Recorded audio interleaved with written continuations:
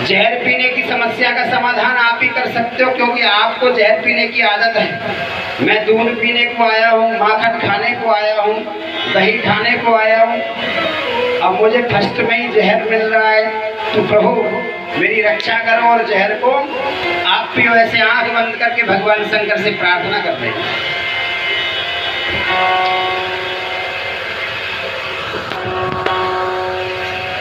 इस प्रकार से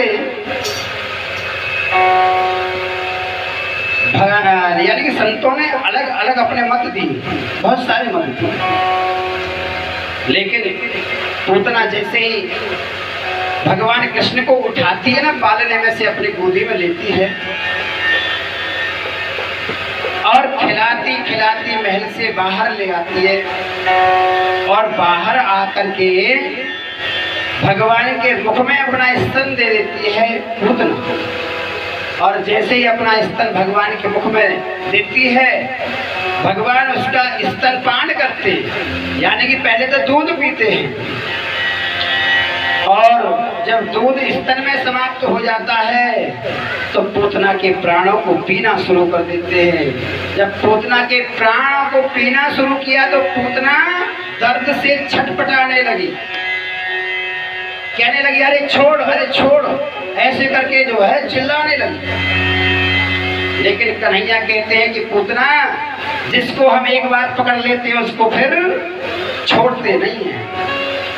जो एक बार हमारे पास आ जाता है और हमको अपना मानकर अपना हाथ या कुछ अंग पकड़ा देता है तो हम फिर उसको छोड़ते नहीं हैं, फिर हम उसको अपना ही मान देते हैं और अपने को कभी छोड़ा नहीं जाता है। तो हे पूतना, अब हम छोड़ने वाले नहीं। तो खूब चिल्ला, पूतना दर्द से परेशान, भगवान उसके प्राणों को पिए जा रहे हैं और पूतना उधर दर्द से छटपटा रही है। और दर्द से छटपटाती हुई पूतना के जब प्राण तन से खिंचे तो महाराज पूतना अपने असली रूप में आ गई। यह विशाल शरीर पूतना का, और ऐसा विशाल शरीर के 6 कोस में जितने पेड़ थे, हाँ हम्बाल तुम्बाल मैयाओं के तो उधर ही थे, बिटोरा सिटोरा से उधर ही रहे महाराज। कुछ पेड़ कुछ बिटोरा सिटोरा वहां धरे महाराज। जिस वक्त पूतना के प्राण भगवान ने खींचे और पूतना का गोविंदाय नमो नमः हो गया, और पूतना विशाल शरीर से ऐसे गिरी 6 कोस के पेड़ भी तड़ा तड़ा की आवाज करते हुए आराम से भयंकर आवाज में पूतना का गोविंदाय नमो नमः कर दिया। पहला भगवान का काम पूतना को मारने का हुआ। देखो भगवान के 6 दिन से ही मारना शुरू हो गया, अब आखिर तक मारते ही रहेंगे। 6 दिन से शुरुआत कर दी मारने की, बताइए। और मारने की नहीं, कल्याण करने की भी शुरुआत कर दी 6ठे दिन से। छठी पूजन हुआ और छठी पूजन के बाद पूतना आ गई और उसी दिन से भगवान ने दुष्टों का संहार करना शुरू कर दिया और उनका कल्याण भी करना प्रारंभ कर दिया। इस प्रकार से पूतना का विशाल शरीर बताया जाता है भागवत में कि 6 कोस की दूरी तक जितने भी पेड़ थे ना सब नीचे गिर पड़े उसके वजन से, और पूतना का विशाल शरीर ऐसे पड़ा हुआ था। उधर से नंद बाबा और उधर से जब ब्रजवासियों जो गोकुलवासी जो थे ना अपने घरों में थे, जब पेड़ों की भयंकर टूटने की आवाज सुनी तो दौड़ दौड़ करके महाराज घर में से निकल के आए बाहर। अरे क्या हुआ क्या हुआ? उधर यशोदा मैया घर से दौड़ करके बाहर आई, क्या हुआ? और देखा आकर के तो विशाल शरीर वाली पूतना राक्षसी के ऊपर छोटे से कन्हैया खेल रहे, नृत्य खेल रहे। इतनी बड़ी पूतना के छोटे से वक्ष स्थल पर कन्हैया खेल रहे हैं। अब मैया तो घबरा गई और भी घबरा गई बेचारी। इतनी विशाल राक्षसी को देख करके सभी घबरा गए। मैया दौड़ करके अपने कन्हैया के पास गई और उसके वक्ष स्थल पे से अपने लाला को उठाया, चूमने लगी और दौड़ करके घर लेकर के आई। गाय की पूंछ घुमाई और नजर उतारी अरे अभी तो मेरे लाला को 6 दिन है और ये क्या हुआ, कौन की नजर लगती मेरे लाला को, कैसी आफत आ पड़ी मेरे लाला पर। ऐसे करके अंदर को लेकर गए। उधर से नंद बाबा मथुरा से आ रहे थे बैलगाड़ी में, और उधर जब नंद बाबा ने भीड़ लगी हुई देखी तो समझ गए, बोले कुछ ना कुछ उत्पात हुआ है। वसुदेव जी ने मुझसे कहा था कि जल्दी से घर जाओ, कुछ ना कुछ होने वाला है। अरे वसुदेव जी तो बहुत जानते हैं आगे की बात। तो आज कुछ ना कुछ हुआ है। देखा आकर के भीड़ लग रही है। अरे क्या हुआ, बोले राक्षसी। बोले किसने मारी, बोले तुम्हारे लाला ने इसको मार दिया। अबे झूठ बोलते हो, लाला ने कैसे मार दिया। अरे छोटा सा बच्चा मेरा, वो कैसे इतनी बड़ी राक्षसी को मार देगा। बोले नहीं, तुम्हारे ही लाला ने मारा, तुम्हारा लाला ही इसके ऊपर बैठा था। ओहो, कोई बात नहीं।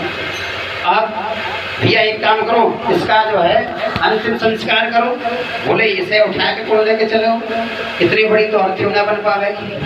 हाँ, बोले एक काम करो, अपने अपने घर से कुल्हाड़ियाँ लेकर के आओ और इसके छोटे छोटे अंग करो। तो विशाल शरीर था, अब एक अंग भी ना उठे 10-5 जनों में, तो इतना विशाल शरीर था। अब उसके छोटे छोटे टुकड़े किए और छोटे छोटे टुकड़े करके यमुना जी के किनारे ले गए, और वहाँ पर हजारों अर्थी यानी कि हजारों चिता उसके शरीर की जली। और जब चिता उसके शरीर की जली तो उस चिता में से, उसके शरीर में से बड़ी सुगंध निकली। सुगंध निकली शरीर में, पूतना के शरीर में से सुगंध। परीक्षित महाराज कहने लगे, यह सुखदेव जी, हे गुरुवर, आप कहते हैं कि पूतना के शरीर को जब जलाया तो उसके शरीर से सुगंध निकली, ऐसा कैसे हो सकता है। वो तो बड़ी राक्षसी थी, दुष्टा थी, और ऐसे दुष्ट के शरीर में से सुगंध निकले, ये तो आश्चर्य की बात है। सुखदेव महाराज कहने लगे कि परीक्षित, आश्चर्य की बात तो है, लेकिन पूतना ने सब काम तो गलत किए, अत्याचार बहुत किए, लेकिन एक काम वो पूतना ने सही कर दिया। बोले कौन सा, कि भगवान को अपना स्तनपान जो करा दिया। भले ही जहर लगा करके कराया हो, लेकिन भगवान को स्तनपान कराया, और स्तनपान करने से पूतना को मातृवत गति मिली, माता की गति भगवान ने दी।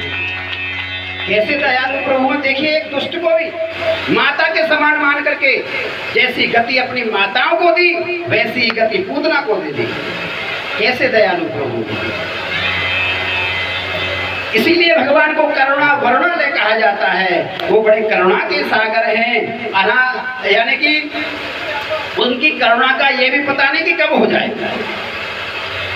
ऐसे भगवान उस पूतना को मातृवत गति दे दी, और मातृवत गति देने के कारण ही उसके शरीर से सुगंध आ रही थी। इस प्रकार से पूतना की अंत्येष्टि क्रिया की और पूतना का कल्याण किया, उद्धार किया, और जहां उनकी माताओं को स्थान मिला वही स्थान पूतना को मिला। इसके बाद एक सक्तासुर नाम का राक्षस, कन्हैया अभी 3 महीने के हुए, कन्हैया अभी 3 महीने के हुए, और 3 महीने के कन्हैया जब छोटे से खटोला पर खाट पर लेट रहे थे, तो कन्हैया ने 3 महीने के जब थे तो थोड़ी करवट बदली। अब महाराज नंद बाबा के यहाँ तो हर चीज का उत्सव मनाया जाता था। हाँ, तो जब यशोदा मैया ने देखा कि मेरे लाला ने करवट बदली है, तो यही खुशी में उत्सव रख दियो। नंद रानी ने यही खुशी में उत्सव रख दियो, मेरे लाला ने करवट बदली है। अब तो न्योते दिलवा दिए सारे गोकुल में। बोले आज नंद रानी के यहाँ पर उत्सव है, क्योंकि उनके लाला ने करवट बदलना सीख लियो। अब तो जा ने सुनी, जैसे तुम आ गई ना कथा सुनने के लिए, ऐसे ही नंद बाबा के यहाँ भगवान के दर्शन करने को और उत्सव को आनंद लेने को भीड़ लगी महाराज। अब तो ढोल नगाड़े बजने लगी। मैया ने सोची कि भाई अभी लाला को दूध पिला के अभी पालने में यहाँ सुलायो है, एक अब ढोल नगाड़े तो बज रहे हैं, यहाँ तो नींद आवेगी नहीं, यहाँ रोवे को चिल्लावे। एक काम करो, यहाँ के पाल लिए यो को अलग साइड में गाड़ी के नीचे रखे दो। तो गाड़ी खड़ी थी, उसके नीचे अपने लाला को पाल लो रखो। सट्टासुर नाम का एक दैत्य आया। कैसे आया? ऐसे आया ऊपर से कैसे आया? वायु के रूप में आया। शरीर नहीं था उसके, बिना शरीर वाला था। अब वो आया, गाड़ी पर आकर के बैठ गया। कन्हैया ने देखो ऊपर को, कन्हैया तो पहचान गए। बोले हाँ मेरे मामा ने भेजो है, मेरे मामा पता लग गई है कि तुझे मारने वाला पैदा हो चुका है, तो इसलिए मामा इन्हें भेज रो है। और जब मामा ने भेजा तो स्वागत तो इसका भी हुआ। अब तो कन्हैया ने देखा, कन्हैया ने अब यहाँ पर अपनी लीला शुरू की। जैसे बच्चा रोता है नहीं, जब बच्चा रोता है तो उसके हाथ और पैर सगले चलते हैं, हाथ भी चलावेगा, पैर भी चलावेगा, रोवेगा, तीनों काम ये साथ साथ करता है। अब ऐसे ही कन्हैया ने ये लीला शुरू कर दी अपनी। उठे, रोने लगे और हाथ पैर चलने लगे भगवान के। अब वहाँ पर बच्चे तो थे ही छोटे छोटे। अब भगवान ने अपना पैर इतना बढ़ाया कि उसके जहाँ बैठा था ना वो गाड़ी के ऊपर, महाराज वहाँ तक पहुँच जाए, इतना पैर बढ़ाया और ऐसी लात मारी कि गाड़ी सहित वो राक्षस ऊपर आकाश की ओर उड़ गया। और फिर आकाश में से धड़ाम देना पृथ्वी पर गिरा और उसका वही गोविंदा है नमो नमः हो गया। भगवान ने दूसरा आगे करें और मर्डर कर दिया। हाँ, भगवान ने यह दूसरा मर्डर कर दिया। अच्छा, मर्डर तो बहुत करे लेकिन केस एक होना देखो। हाँ, देखो कैसी विचित्र लीला भगवान की। मर्डर तो भगवान ने बहुत करे लेकिन केस एक भी ना लड़ो भगवान ने, मुकदमा एक भी ना लड़ो भगवान से। तो यहाँ पर सट्टासुर का उद्धार भगवान ने किया। अच्छा, एक और बात, जब सट्टासुर और गाड़ी दोनों पृथ्वी पर आकर धड़ाम गिरे और सट्टासुर का गोविंदा नमो नमः हो गया, तो वहां पर एकदम जो ढोल नगाड़े बज रहे थे ना, सब बंद हो गए। बोले ये क्या हुआ? अब ऐसा जब सबने देखा तो अचंभा सा हो गया कि अचानक से ही ये क्या हुआ। अब वहाँ छोटे छोटे जो बच्चे थे वो बोले मैया हम बताएं क्या हुआ? बोले हाँ क्या हुआ? बोले तुम्हारे लाला ने या मैं गाड़ी में लात मार दी है। बोले रे चुप है जाए, कहा के रो या कि लात पहुंच जाएगी वहां तक। झूठ बोल लो कि लात मार दी लाला ने। अब वो फिर बात ऐसे रिल गई।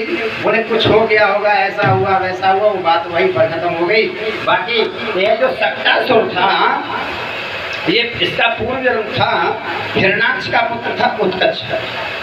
ये सट्टासुर जो राक्षस था हिरण्याक्ष का पुत्र था उत्कच। ये बड़ा बलवान था, विशाल शरीर वाला था। एक बार की बात, लोमस ऋषि के आश्रम में यह पहुंच गया घूमता हुआ और उस आश्रम में जाकर के आश्रम में लगे पेड़ों को उखाड़ने लगा। बलवान था, पेड़ों को उखाड़ने लगा। लोमस ऋषि ने इससे मना किया, लेकिन ये अपने बल के घमंड में नहीं माना। तो लोमस ऋषि ने इसको क्रोध में होकर के शाप दे दिया कि तू बिना शरीर वाला हो जा, बिना शरीर वाला राक्षस हो जा। और जब इसको ऐसा शाप दिया तो ये घबराया और चरणों में गिर गया ऋषि के में। तो ऋषि ने यहाँ थोड़ा सा समाधान कर दिया कि द्वापर युग में भगवान के चरण का स्पर्श होने से तेरी मुक्ति हो जाएगी। तो भगवान ने आज इसकी भी मुक्ति कर दी है।